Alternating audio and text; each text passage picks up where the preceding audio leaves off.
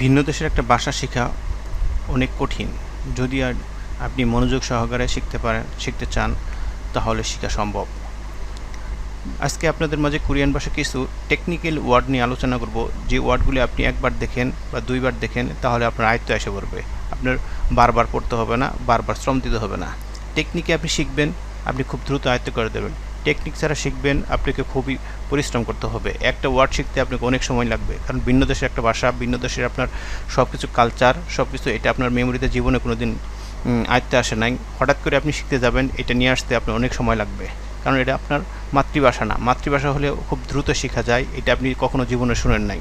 সেজন্যই কিছু টেকনিক অবলম্বন করে আপনি যদি শিখেন, খুব দ্রুত আপনার মেমোরাইজ হবে এবং দ্রুত আপনি শিখতে পারবেন। যেমন আজকে আপনাদের সামনে আলোচনা করব শিখতে কী ওয়ার্ডের মধ্যে ব্যবহার, কী অর্থ আসবে, এই বিষয়গুলি আমি আপনাদের সাথে আজকে আলোচনা করব।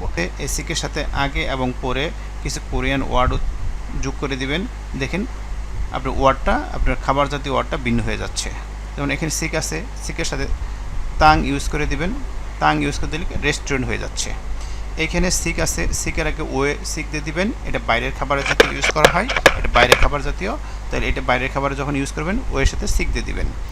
এইখানে দেখেন সিক আছে, সিকের সাথে সা দিয়ে দিবেন, এটা মিল খাবারের ইউজ হয়, এটা মিল।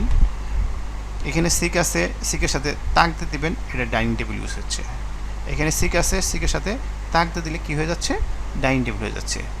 এইখানে সিক আছে, সিকের সাথে সিকের আগে দিয়ে দিবেন সে সিক।